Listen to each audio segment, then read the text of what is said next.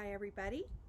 Our first book today is Benjy and the Barking Bird, and it's by Margaret Bloy Graham.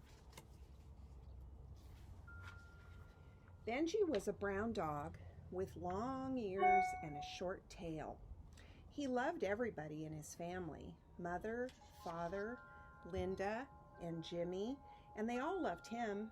He was a happy dog until he heard the words, "Tomorrow Aunt Sarah is coming for a visit, and she's bringing Tilly."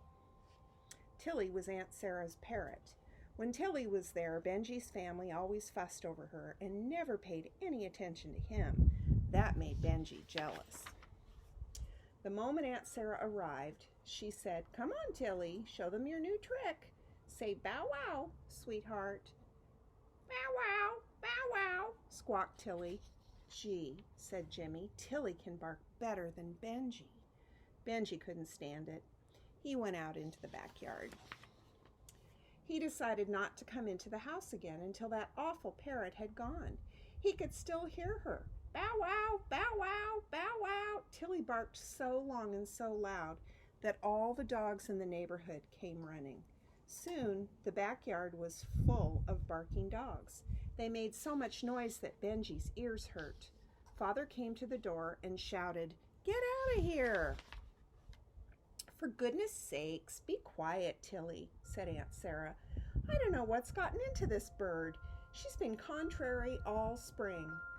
"Linda, dear," said Mother, "put Tilly up in Aunt Sarah's room so we can have some peace and quiet for lunch." Benjy was still outside, more jealous than ever. Suddenly, he had an idea.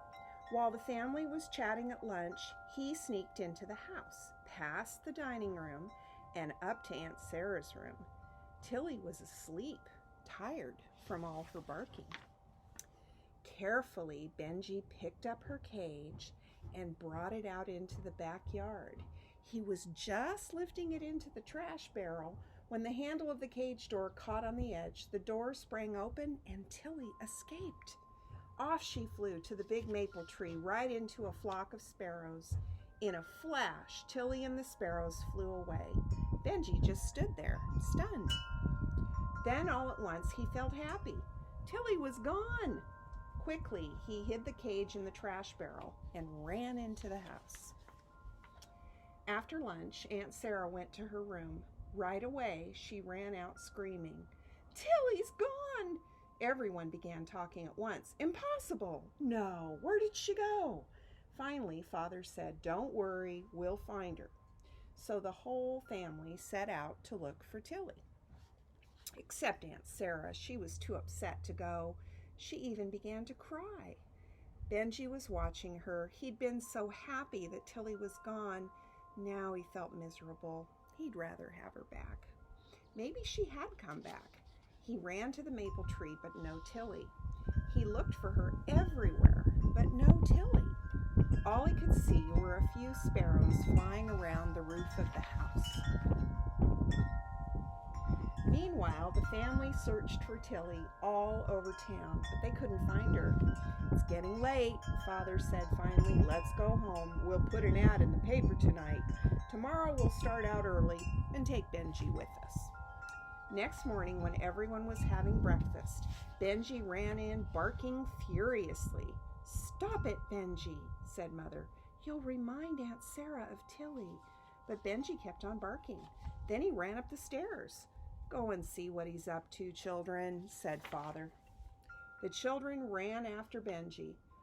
"Father, Mother," they called from the attic, "come quick." Father, Mother, and Aunt Sarah dashed up, and there was Benjy barking at the window, and there was Tilly right outside. She was flying around with a twig in her beak. "Tilly!" cried Aunt Sarah. "What are you doing?" "She's helping a sparrow build a nest," said Linda. "That's what birds do in the spring." "She never did that before," said Aunt Sarah. "Tilly, please come in." Aunt Sarah tried and tried to get Tilly to come inside. She tried sunflower seeds, hard-boiled eggs, apples, coaxing. It was no use. Tilly did not pay any attention. She and the sparrow kept bringing more and more twigs and pieces of string. There was now a big nest under the eaves. "We'll have to ask the fire department to catch Tilly," said Father. In all the excitement, nobody noticed that Benjy had disappeared. An hour later, the phone rang. It was Mr. Jones, the man from the pet store. "Your little dog is here," he said, "and he won't go home." "I'll send the children to get him," said Father. When Linda and Jimmy got to the pet store, there was Benjy, staring up at a parrot. "I don't know why," said Mr. Jones, "but he keeps looking at Sparky. He seems to want that parrot." "I bet I know why Benjy wants him," said Jimmy. "Me too," said Linda. "Please, Mr. Jones, let us take Sparky home." Meanwhile, the ladder truck of the fire department had arrived. The ladder was being raised to the attic door. A fireman with a net climbed up. "Here, Tilly! Here, Tilly!" he called. The grown-ups watched eagerly. No one had noticed that the children were back with Benjy and Sparky. No one, that is, except Tilly.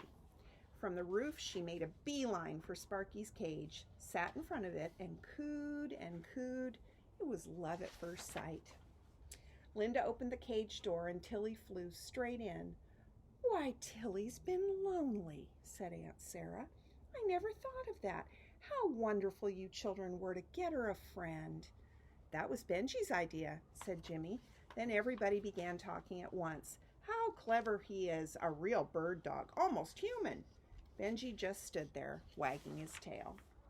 Next spring, when Aunt Sarah came for a visit, she came alone. "I left Tilly and Sparky with a bird sitter," she said. "They're so happy together. Look what I brought you," she went on, and she pulled out a photograph. "That's Tilly, sitting on an egg." "Show it to Benjy, too," said Jimmy. "Of course," said Aunt Sarah. "Why, Benjy's the one who started it all." This time, Benjy really enjoyed Aunt Sarah's visit. She took him for a walk every day and always bought him a special snack at the butcher's. And from then on, Benjy was Aunt Sarah's favorite dog, and Aunt Sarah was Benjy's favorite aunt.